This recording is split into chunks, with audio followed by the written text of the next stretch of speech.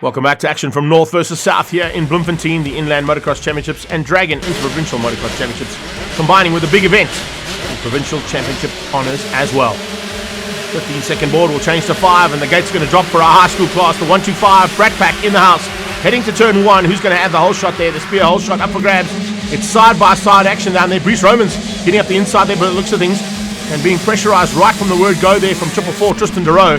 Tristan Deroe with a phenomenal start, and I think he might have just squeezed through there to get that spear hole shot. As they come across to complete the first half of the lap, remember they go on to the full track here for the 125s, and they're now going to experience exactly what the Vets and Masters did and see how this track has changed up compared to what they had earlier this morning for qualifying and for practice. You see them running in their provincial jerseys, makes it a little bit more difficult to try and spot the riders. You normally see them in their sponsored kit, but this time out running in those North versus South colours and representing their provinces in a big way here.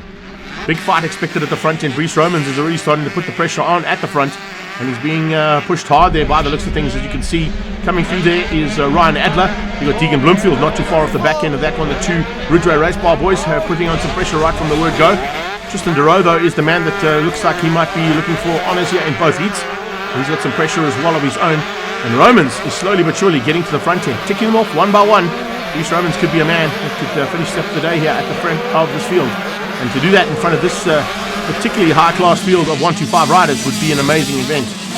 Right now, though, Deroe hangs on. Tristan Deroe trying to keep out the rest of the pack and maintain a small margin that he's able to pull from the word go. You see they're starting to get into the mix as well as they start to rub plastics there and bang bars, as they like to say in motocross. That's how it all works out here in the end. And you can see also coming into the mix there is Lucas Venter. So the third of those Ridgeway bikes starting to come into play there. Lucas Venter fighting hard there with both Ryan Adler and of course Deegan Bloomfield.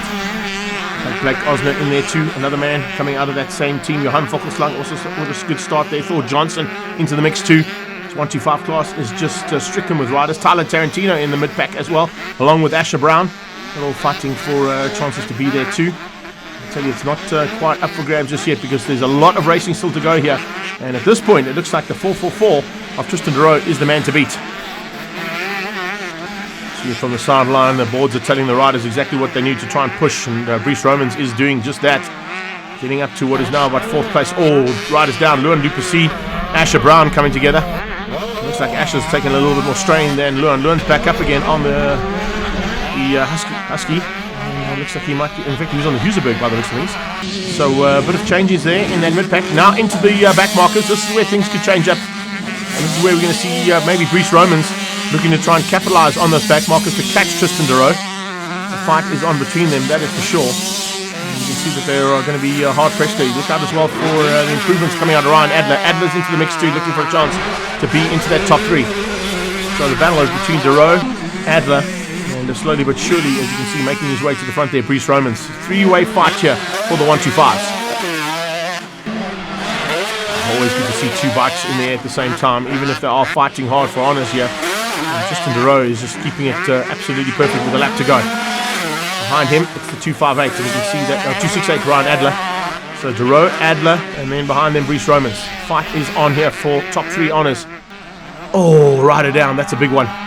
That's a big one. Ulrich Zwichelaar parked on the sideline, so a bit of a problem there, but of course attended almost instantaneously there by the medical team.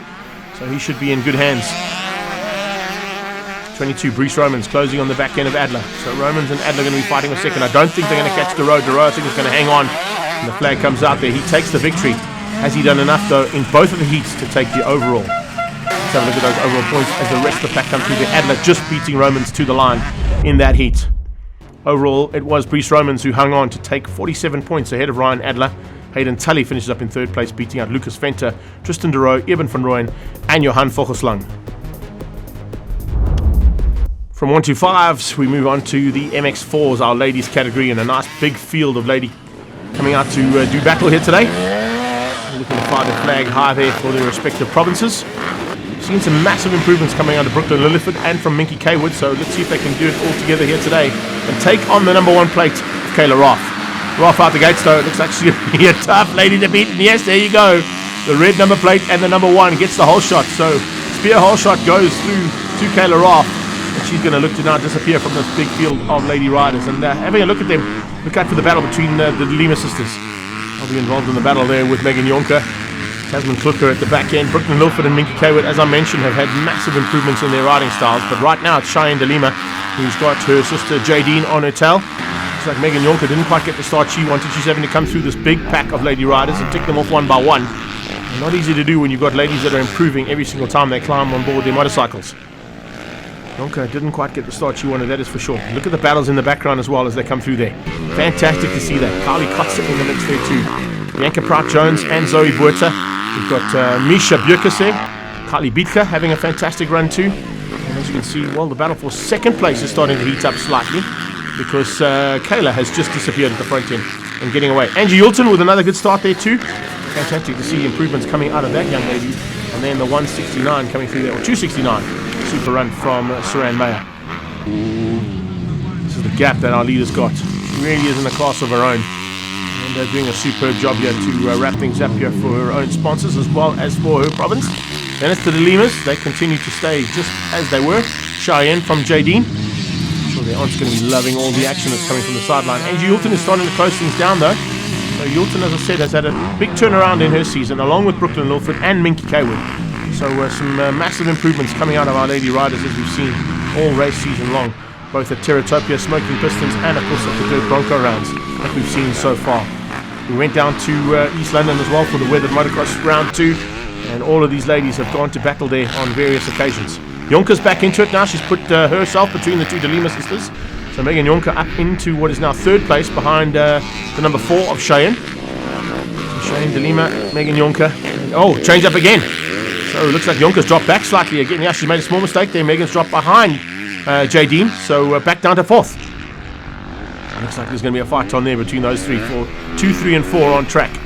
They don't have an answer here to this young lady who is just doing everything right in her motocross career. And a fantastic run here from Kayla Roth. She's amongst some of the back markers there as well, coming up on, looks like that was the 560. Yep, Janet Gilterman. Gets through there, relatively unscathed. The de Limas now have opened up a bit of a margin, got away from the hard charge from Megan Jonker.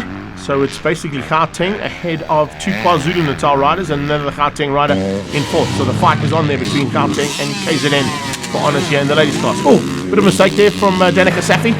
Just got caught out on the jump, fell over. She got back up and riding as the flag came out for the win. Kayla Roth, and it's 2 wins in a row for Kayla Roth in the overall standings as well.